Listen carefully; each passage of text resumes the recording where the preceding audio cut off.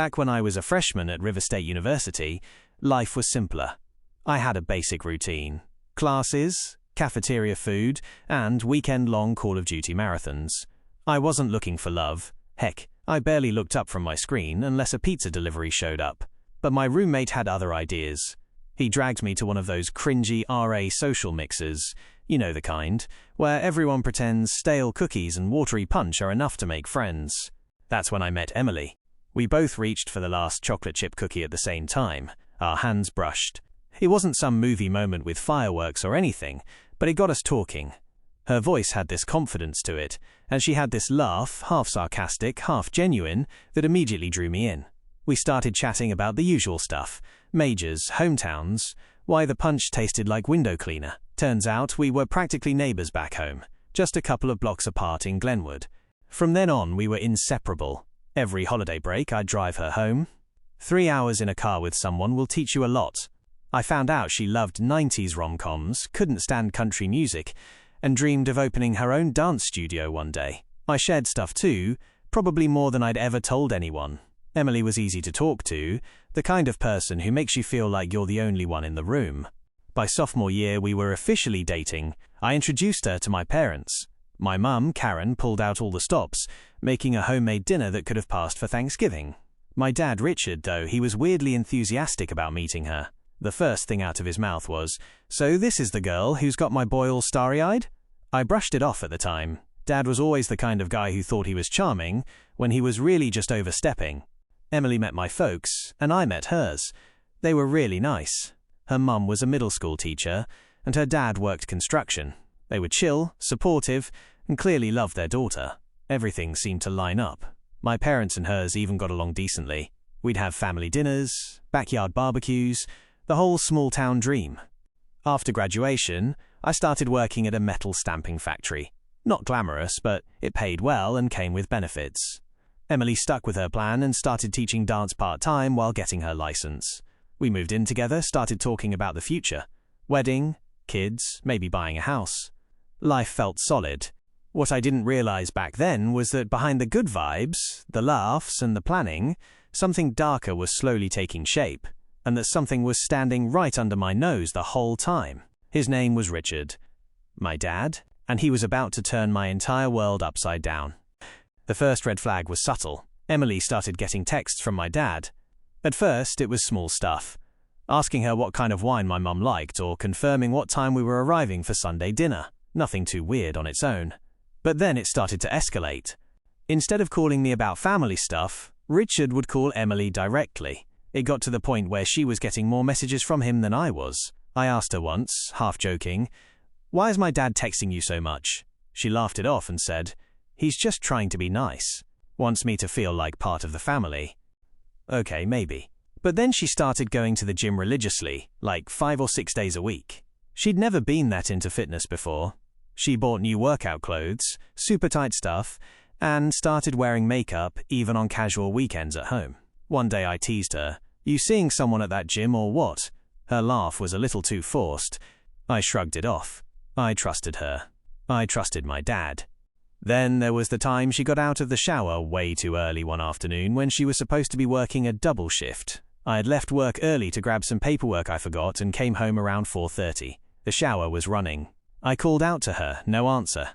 When she came out wrapped in a towel, she jumped like I'd caught her doing something illegal.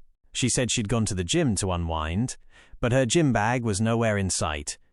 It didn't add up. Still, I told myself I was overthinking it. That's what love does to you. It convinces you to ignore the signs, that people are better than they really are, and that the people you love couldn't possibly hurt you that deeply. But something in the way Emily acted around Richard when we were alone started to eat at me. In front of others, she'd joke about him, call him old man or poke fun at his hairline. But when it was just the three of us, her whole vibe shifted. She was quieter, nervous. She laughed at all his dumb jokes, fixed her hair constantly, and avoided eye contact with me. Once, during dinner at my parents' place, I left the table to help my mum with dishes. When I came back, Emily and Richard were sitting way too close on the couch, looking at something on his phone. As soon as I walked in, they jumped apart like teenagers caught smoking behind the school. Dad claimed he was just showing her pictures from our summer trip. I wanted to believe that. I really did. But deep down, something was broken. I just didn't know how deep that crack ran. It was a regular Tuesday, or at least it started that way. Emily had the day off thanks to her department's 4-day work week. She slept in and made a big breakfast. Eggs, toast, bacon, the works. I thought it was sweet, even if it was unusual. I had to be out the door by 5:15 a.m. to start my shift at the factory. Stamping metal doesn't wait for anyone. That day at work, things were chaotic. We were short-staffed, and to make it worse, I realized I'd forgotten the safety training documents I needed for a meeting later. During my break, I ran home to grab them. The whole trip took maybe 15 minutes, but those 15 minutes cracked open a reality I wish I could forget. As I pulled into our apartment lot, something caught my eye. A silver Audi parked in my spot. My dad's car, same dent in the back left bumper. It was unmistakable. At first I figured maybe he dropped something off or stopped by for a quick visit. But when I walked in, everything changed. There was a trail of clothes, women's leggings, a man's polo shirt, socks, all the way from the front door to our bedroom. I recognized a pair of pants I had given my dad for Christmas. His wallet was even on the floor. I could hear voices coming from the bedroom. My stomach sank. I felt cold all over. I pulled out my phone, hit record, and slowly made my way to the room. The door was half open. There they were. Emily and my dad, in bed. Tangled up like this was just another afternoon. He saw the phone and immediately tried to cover himself. "What the hell are you doing? Turn that off," he barked. I didn't. Instead, I walked in, kept recording, and said nothing. Then I snapped. Years of built-up frustration came to a head. I punched my dad straight in the jaw. He fell backward against the frame. Emily screamed, but she wasn't crying for me. She was panicked over him. That hurt more than the betrayal itself. I kept the camera rolling for another minute, then shut off the lights and said coldly, "You're no longer my father. Go explain this to Mum. I'll be doing the same." Then I walked out, calm, shaking but calm. I picked up the documents I came for and left. My hands were trembling so bad I had to sit in my car for 5 minutes before I could drive. That's when the phone started blowing up. Calls, texts, from Emily, from my dad. I didn't read them. I blocked them both. There was no going back from what I'd seen. The line had been crossed, set on fire, and stomped out. The walk back into work was like walking underwater. My body moved, but my mind was miles away. My supervisor, Craig, saw the look on my face and pulled me aside. "You good?" he asked. I said nothing, just handed him the documents and walked straight to the break room. When I finally told Craig what happened, I didn't say much, just enough for him to understand the gravity. I showed him the video. He watched it in stunned silence. "Dude," he whispered, "that's messed up. I mean, your dad?" Exactly. After work, I drove back to the apartment. I half expected to find them there, but the place was empty. Their clothes were gone, the sheets stripped, like they'd tried to erase what happened. I went into our bedroom and yanked everything off. Pillows, comforter, mattress pad, and stuffed it all in a garbage bag. That bed would never be the same again.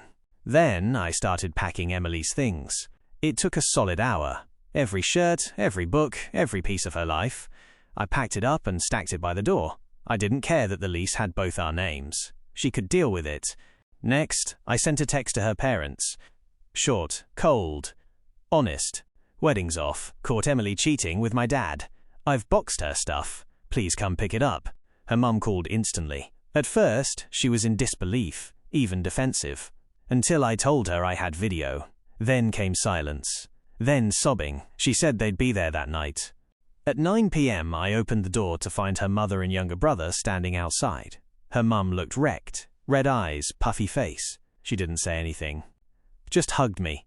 No words. None needed. They packed up the car quietly. Her brother didn't speak. Neither did I. It was grief without a funeral. That night, I lay on the couch staring at the ceiling. Just me and the buzz of a dead light fixture. Every now and then I'd check my phone. Blocked calls. Ignored texts. The urge to scream was there, but I couldn't even cry. This wasn't just betrayal. It was a total collapse. The person I loved and the man who raised me had turned my life into a joke.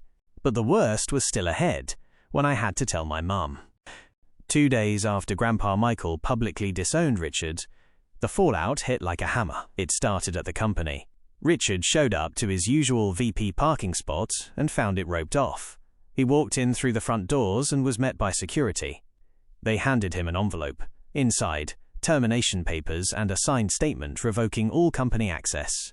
His keycard didn't work. His office was emptied. His name had been scrubbed from the directory. Just like that, decades of privilege erased. Then came the club. He tried to use his membership card. It beeped red. The concierge handed him a formal letter from the club president. Membership revoked. At the request of the founding member, no appeals. Back at home, things weren't better. My mum, after seeing the video, had filed for divorce. Fast. Grandpa's prenuptial agreement, crafted back when Richard still had baby fat and a single-digit bank account, had a strict infidelity clause. Translation: Richard gets nothing. No house, no savings, no car, no boat, no inheritance. My mum sold the house, bought a downtown condo, and told me over the phone. He's gone. I kicked him out the next day. Divorce is finalized. I asked her how she felt. I'm surviving, she said. Meanwhile, I was thriving. Promotion at work. New apartment, new lease on life. Emily kept trying to reach out, blocked every time. One call made it through. She was crying, pregnant. Said she didn't know whose it was, mine or my dad's. My reply was cold. If there's any chance that baby is my half-brother, I want no part of it. Then I blocked her again. It's been almost a year now. I turned 26 last month. Nothing wild. Just dinner with a few friends, a quiet drink with Grandpa, and a long walk through the park near my place. It was peaceful. No drama. No chaos. And I realized that's exactly what I want in life now. The scars from what happened, they're still there. Some nights I catch myself replaying the whole thing, wondering if I could have seen it sooner, stopped it. But those moments are getting fewer and farther between. I don't live in that headspace anymore.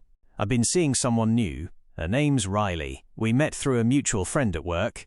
She's smart, down to earth, and has this dry sense of humor that always catches me off guard. I haven't told her everything about what happened yet, but she knows enough. More importantly, she knows I'm not looking to fix anyone or be fixed. I'm good on my own, but better with someone who respects that. Work is solid. I've started taking night classes in business management. Not because I want to be some CEO, but because I want to understand how the game works. Grandpa and I talk about the company more seriously now. Not as a fallback plan, but maybe something I could help rebuild, reshape, on my own terms. As for Richard, I haven't heard from him. Last I knew, he was working retail and crashing on his brother's couch. He's gone from the local scene completely. No more fancy suits, no more golf outings, no more big man strut. He's just faded. Emily? I don't know. Don't care. She hasn't tried to reach out again, not since the legal notice. I hope she finds what she's looking for. I hope she learns from it, but that chapter is closed, permanently. My mum? We're still working on it. She's going to therapy, trying to unpack 30 years of denial. I respect that. I'm not ready to forget what she said to me that day in the driveway, but I'm open to healing it. Eventually, people say time heals everything. That's not true. Time just gives you space to choose what kind of life you want to live next. Me, I choose peace. I choose clarity. I choose never becoming the man my father was. So no, I didn't get the wedding. I didn't get the family I thought I'd build. But I got something better. A clean slate, and the strength to never let anyone write over it again.